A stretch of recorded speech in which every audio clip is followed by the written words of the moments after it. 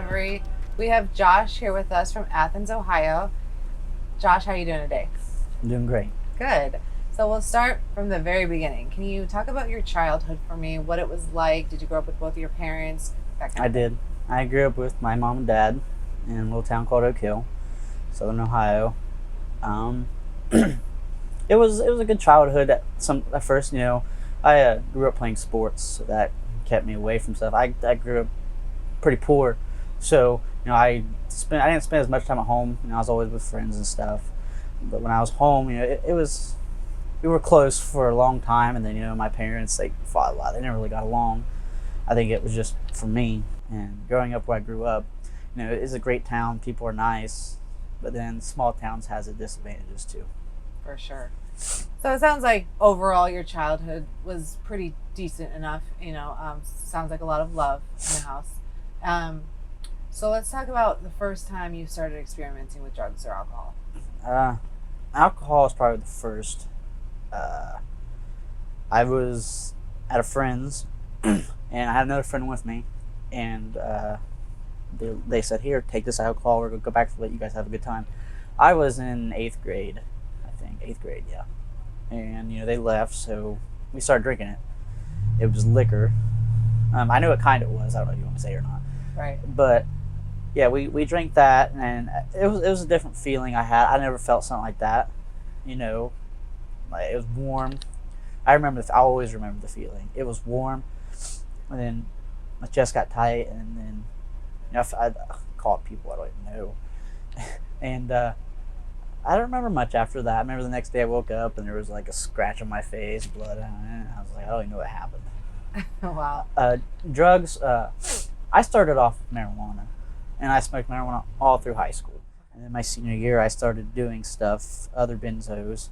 Um, we were snorting them, we were smoking what we could, and they were always like, "Oh, you don't do that much," but deep down, I'm like, "You don't know what I do because I don't tell you." Mm. And I started dating a girl in high school. Yeah, between my freshman and sophomore year in football, and I stopped using for a while with her because I dated her for like 5 years and we got engaged and all that. And then I think I started smoking marijuana with one of her parents, and it was just marijuana first, and then I realized how good it was doing other stuff besides marijuana. Right. So I hid that from her for a good couple years, and one day she went to my wallet and found it, and I told her, and we had a long talk. It didn't really go nowhere, just a big argument, and I told her I quit, but I continued using. Okay, I see. Yeah, So you said after high school, what did you do then? I went into the Navy, Okay. and then while I was in the Navy, when I got deployed, I started actively using. So when I when we got to Italy, I took me to a mental health hospital, which the Navy base has a hospital there, and I stayed there for 6 to 8 days. I think it was actually eight, if I remember right. And then Why were you taken there? because I was actively using, And and they I found had out? no, they I also had I'm diagnosed dual mental illness. Okay. I got schizophrenic depression type and Okay. generalized anxiety and all that. So they flew me from Italy to Mayport, where I sought help through addiction, and I seen a psychologist for a few months, and then I ended up getting a general discharge. They were talking about dishonorable and OTH, but they looked at my record prior to joining, and I went to a mental hospital before I joined the Navy, but I didn't take no medication from them, so there I was able to join. So they saw that, and they just said they'll give me a general discharge, and I was discharged from the Navy in Mayport, Florida. And then what happened? Oh, then I flew home. Okay. I went back home to my then So- fiance. Okay. Yep. Okay. And then it lasted good for a couple months, and then I thought, I had a full-time job at the time. I was like, who's gonna know? Ain't nobody gonna care. I'm working. I'm coming home sleeping. So I started actively using again. Okay. And this time I started smoking crack, and it just progressed from there. So how were you supporting it? You said you had a full-time job at this time. So were you experiencing any consequences because of this at this time? Yeah, weight loss was a big one. I wouldn't eat because I figured if I saved money, I'd be able to buy more. Right. And then what happened with you and your fiance? We broke up. Because of your use? Or was Among it? things. Okay. Okay, so it sounds like you were using basically every day something. Yes. Were you obsessed with the idea of getting high? A little bit like that. I was obsessed with the idea that it would take me away. It would make me forget, or it would just take it to the point where the pain is there, but I would forget about it. Mm-hmm. I wouldn't have to remember a lot of things when I was using, because I would just think about something like, what am I going to use next? And when I was using, I felt better about myself. I felt like I was on cloud nine. I was actively drinking as well. And every time I was around my friends and we were getting higher drinking, it's like I was in another place and I didn't have worry. The next day I was worried, obviously, but when I was using drinking, I just felt like I was king of the world. So right. it didn't really bother me at the time, because I thought that's what everybody was doing. And I think, like a lot of us addicts, the reason why we used is just because after a while we had no control. It was like a medication our body needed. Yes. I agree with that. So you said you were diagnosed with other mental health illnesses. Since you've been diagnosed, I'm assuming you've sought outside help. Yes. Do you take anything for that? Yes. Okay, so how long have you been dealing with that? Mental health? Yes. All my life. All your life. So you've been in and out of like psychiatrists, therapists, that kind of thing, counselors? In a way, yeah. Right. Okay, so let's talk about your journey from the using of the drugs to your kind of moment of clarity where everything turned around. Oh, I caught charges. 2 months after I got out of the military and my ex split up, I was working. I lost my full-time job because I quit it. I was using. I didn't care. So we broke up. So I moved at my mom's house, maybe like a week later after we broke up, and I was drinking, and I got prescribed some medication from the hospital, which is down the road from here that I went to. The one I went there first for 3 days, and I came back for 6 years. That's Wow. crazy. Yeah. And that night, I was just drinking, having fun, and I was by myself. I was just sitting at a fire pit because I was celebrating. I was actually trying to turn my life around. I was trying to go to ITT Tech Online for criminology and forensic technology, and I got accepted. I was like, I'm gonna celebrate. And when I was drinking, I was like, I don't care to say this, but I hear voices. That's why I take medication. And I started hearing it, and I was like, well, I got medication, and I know I could have used them, so I took them while I was drinking, and I went. It's a bit fake memory, because sometimes I feel like it's just a dream, like it never happened. But I caught 2 F1 cases. For what? Aggravated burglary. Okay. So then what happened? I woke up in the drunk tank. Spent 4 months in jail, waiting my case. I had great lawyers, though. And the judge sent me to ABH and for evaluation for a few months. And then after court was settled, they said that I would do my time at ABH. And after a while, I could conditional release out, which is like, parole for prison, but for hospital. And then I waited a long time. You have to go through the levels at the hospital, like level 1, you can't really leave the unit. Level 2, you can leave the unit, go outside. Level 4, you can go on outings and stuff, which COVID you can't do. But when I had level 4s, you can go outings and stuff. We did that. I did that for like almost 2 years.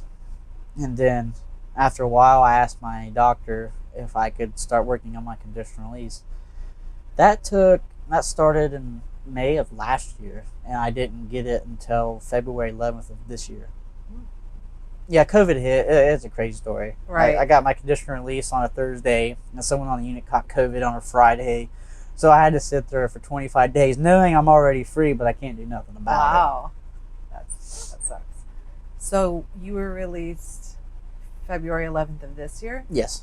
So let's talk about the day you were released or the week after you were released. So what did you start doing differently? So obviously, it's like 6 years, you said. Yeah. So you're out in society, having to basically start over a little bit. It felt like, you ever watch Shawshank Redemption? A long time ago. Oh. When the old man gets out of the prison and he sees cars and stuff? Oh, yeah. It wasn't exactly like that. but it felt like it. Right. You know, like I was not used to freedom all for 6 years. You know, I was in a confined environment, so like I was always bothering the house manager about like, can I do this? Or my buddy Brian that runs this place. I was like, can I do this? He's like, you gotta keep asking. You can do what you want. Just go to meetings, stay clean, and just do what you need to do. That's right. And it took me a while to get that. Like, it sounds crazy, but when I was in the hospital, I never saw sunset for 6 years. So like the first thing I did when I got out, I sat here in the park lot in the cold and watched the sun go down. And that meant so much to me because I haven't seen it in 6 years. I didn't know what it looked like. Yeah, it's like when you see like a Super Bowl, you're like, holy crap, that's how it was with the sun. I took walks.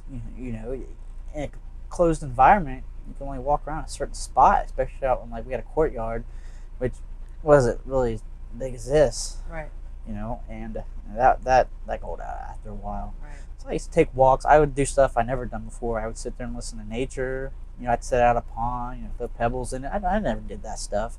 But it's stuff I thought about, like in the hospital, people miss like, freedom, eat what they want stuff. I miss that too, but I miss the little things I never did, like I said, pebbles in a pond, walk, or, just talking to random people and see how their day's going, or helping people. Right. That's an amazing story. And so now what do you do to maintain that sobriety? I go to a lot of meetings. I stay around positive, sober, clean people. I do volunteer work. One of my friends that chair a meeting on Tuesdays let me do the chair now.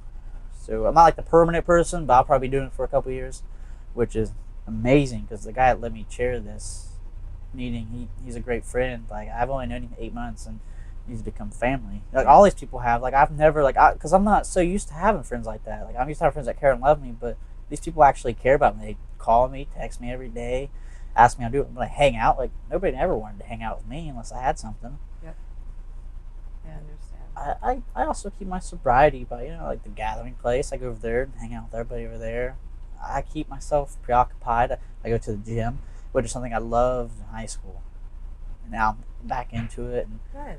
That's one of the things I was in the gym, not gym, but when I was in the hospital, I promised I would get back in the gym, and it's my biggest stress reliever. Yeah, for sure. I agree with that. It's something that I never thought I would ever like to do, and it's my favorite thing now. So let's talk about feelings for a second. Are you generally happier now? Happy. Happy? All the time. Okay, that's good. Like I'll get mad for a minute, and I'll have to think about it, and I'm like, nah, I'm all right. I think of positive stuff. Yeah. If you had to pick your favorite feeling since, getting sober and then getting out in the world, there's a whole bunch of different feelings that we kind of receive through recovery. What would it be? Favorite feeling? Clarity. Very good answer.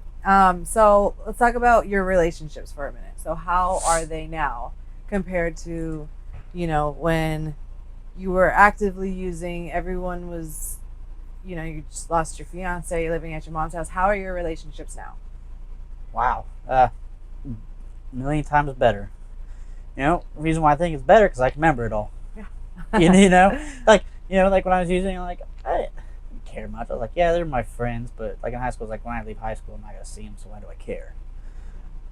The relationships now are actually true. Like I said, they care, they love me. They're true. When you look into someone's eyes and like, man, you're a good friend. Like, so are you, and they mean it. They're not just saying that just because you're talking to them or they don't want you mad at them. They're actually saying it, that they care. My relationship with my family has been going great. Me and my dad never really got along in my life a lot. My dad was an active drinker. I mean, he chose alcohol over a lot of things. In the end, it hurt the family bad a few times. There's times I just wanted to beat the pulp out of him. But my dad's sober now. He's been sober over 1.5 years. Wow. I'm very proud of him. He's got a new fiance. My parents are getting divorced. My mom's going between boyfriends, but I think she needs what I need to. So let's talk about your future plans. I do. Yes. Let's talk about those. Well, I'm obviously going to stay in the meetings for the rest of my life because recovering's not an end road. You graduate when you die.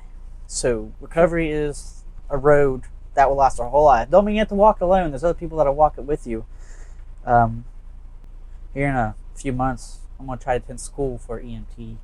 It's a 9-month program, and it took me a while to think about it because it's funny. I've never shot in my life. I'm scared of needles. I got tattoos, a nose ring, and they're like, "Why are you afraid of needles?" I was like, "It's a different kind of feeling."